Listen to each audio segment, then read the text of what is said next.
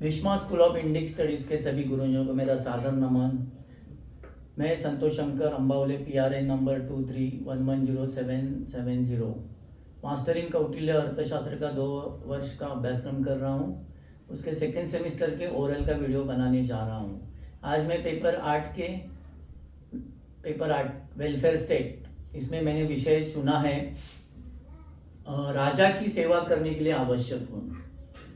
कौटिल्य के समय उनका कथन है कि जिस प्रकार एक पहिए की गाड़ी नहीं चल सकती थी, उसी प्रकार अकेला राजा भी राज्य के समस्त कार्यों का संपादन नहीं कर सकता था।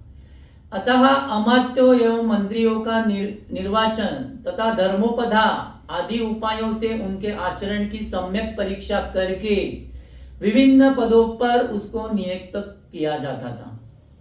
राजा का अति आवश्यक एवं अत्यंत महत्वपूर्ण कर्तव्य था कि मंत्री परिषद से परामर्श करके राजा को मतलब अमात्यों का चयन, उनके आचरण सबकी मतलब परीक्षा करके वो कैसा हो तो स्वदेशोत्पन्न, कुलीन, अवगुण शून्य, निपुण सवार, ललित कलाओं का ज्ञाता, अर्थशास्त्री, बुद्धिमान, तीव्र मेधा, चतुर, वाक्पटु, प्रगल्भ मतलब दबंग, प्रतिवाद तथा प्रतिकार करने में समर्थ, उत्साही, प्रभावशाली, सहिष्णु, पवित्र, मित्रता के योग्य, सुशील, समर्थ, स्वस्थ, धैर्यवान,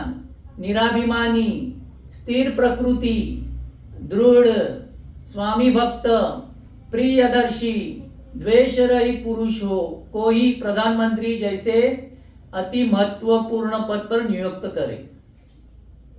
मंत्री नियुक्त करने से पूर्व राजा को चाहिए कि वह प्रामाणिक, सत्यवादी एवं आप्त पुरुषों के द्वारा उनके निवास स्थान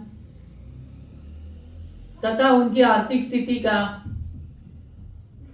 सहपाठियों के माध्यम से उनकी योग्यता तथा शास्त्र बुद्धि का नए नए कार्यों में नियुक्त कर उनकी बुद्धि, स्मृति तथा चतुराई का व्याख्यानों एवं सभाओं के माध्यम से उनकी वाक्पटुता, प्रगल्भता तथा प्रतिभा का आपत्तियों के उनके उत्साह, प्रभाव तथा सहिष्णुता का व्यवहार से उनकी पवित्रता, मित्रता एवं दृढ़ स्वामी भक्ति का सहवासियों एवं पड़ोसियों के माध्यम से उनके शील, बल, स्वास्थ्य, गौरव, अप्रमाद तथा स्थिर वृत्ति की जानकारी प्राप्त करें।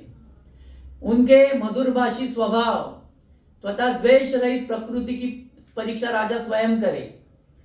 कौटिल्य का कथन है कि उच्च कुलोत्पन्न, शील गुण संपन्न, वैदिक साहित्य का ज्ञाता, ज्योतिष शास्त्र, शकुन शास्त्र, दंड नीति में दक्ष, अथर्व वेद में निर्दिष्ट उपायों द्वारा दैवी तथा मानुषी विपत्तियों का प्रतिकार करने वाला, इन योग्यताओं से संपन्न व्यक्ति को पुरोहित नियुक्त करना चाहिए।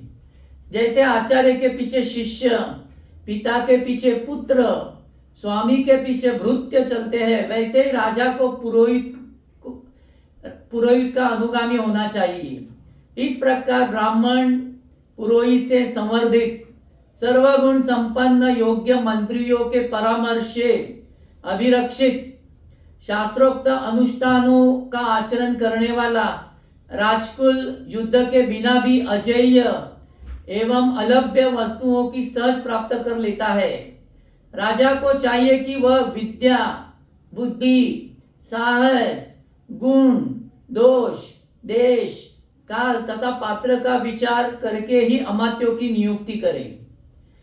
राजा सेनापति के पद पर ऐसे अमात्य को नियुक्त करे जिसमें अपनी भूमि, युद्ध काल, शत्रु सेना, शत्रुओं को तोड़ना, बिखरी हुई सेना को समेटना, बिखरी हुई शत्रु सेना का मर्दन करना, दुर्ग तोड़ना और उचित समय युद्ध के लिए प्रस्थान करना आदि सभी विषयों को समझने का सामर्थ्य हो।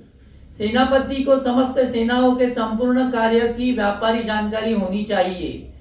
स्वयं युद्ध कला में पारंगत होना चाहिए। अर्थशास्त्र में कौटिल्य ने लिखा है, जो अमात्य धर्म परीक्षा में खरे उतरे उन्हें धर्मस्थीय दीवानी न्यायालय मतलब कंटक शोधन फौजदारी न्यायालय संबंधी कार्यों में नियुक्त करना चाहिए। अर्थ परीक्षा में उत्तीर्ण अमात्यों को समाहर्ता तथा सन्निधाता के पदों पर पदस्थित करना चाहिए। कामोपदा परीक्षा में अमात्यों की बाहरी विलास स्थानों तथा अंतपुर संबंधी रक्षा का व्यवस्था का भार सौंपना चाहिए। भय परीक्षा में उत्तीर्ण अमात्यों का राजा अपना अंगरक्षक चुने या नियुक्त करे। इनके अतिरिक्त जो अमात्य सभी परीक्षाओं में खरे उतरे उन्हें ही मंत्री पद पर नियुक्त किया जाना चाहिए।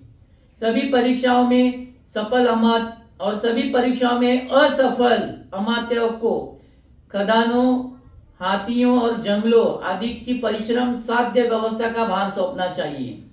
सभी अर्थशास्त्रविद आचार्यों का अभिमत यही है कि धर्म, अर्थ, काम और भय द्वारा परीक्षित पवित्र अमात्यों की उनकी कार्यक्षमता के अनुसार कार्यभार सौंपना चाहिए। धर्मोपदा आदि उपायों के द्वारा अमात्य वर्ग की परीक्षा कर लेने के उपरांत राजा गुप्तचरों की नियुक्ति करे। राजा को चाहिए कि विभिन्न कलाओं में दक्ष गुप्तचरों को मंत्री, पुरोहित, सेनापति, विवराज, अंतपुर रक्षक, छावनी रक्षक, समाहर्ता, सन्निधाता, सेनापति, मंत्री परिषदाध्यक्ष तथा अन्य महत्वपूर्ण अधिकारियों के समीप नियुक्त करे। महामंत्री, मंत्री और पुरोहित आदि के समीप गुप्तचर नियुक्त करने के पश्चात राजा अपने प्रजाजनों तथा नागरिकों को अनुराग, द्वेष जानने के लिए वहां भी गुप्तचरों की नियुक्ति करे। तो इस तरह के धर्म, व्यवहार, चरित्र और राजाज्ञा, ये तो आपको उस समय राष्ट्र के 4 पैर माने जाते थे और इसी पर सारा राज्य टिका था। धर्म से व्यवहार की चरित्र की अपेक्षा राजाज्ञा श्रेष्ठ है। इनमें धर्म से सत्य में, व्यवहार साक्षियों में, चरित्र समाज। हाँ, तो इस तरह से चरित्र और धर्म और राजा का सर्वश्रेष्ठ गुण मतलब प्रजा की रक्षा करना। तो इसे ध्यान में रखकर सभी राजा के सेवा करने के लिए आवश्यक गुण जो अभी हमने चर्चा किए वो देखे जाते थे, उनकी परीक्षाएं होती थी और राजा के राज्य में उनका चयन किया जाता था। धन्यवाद।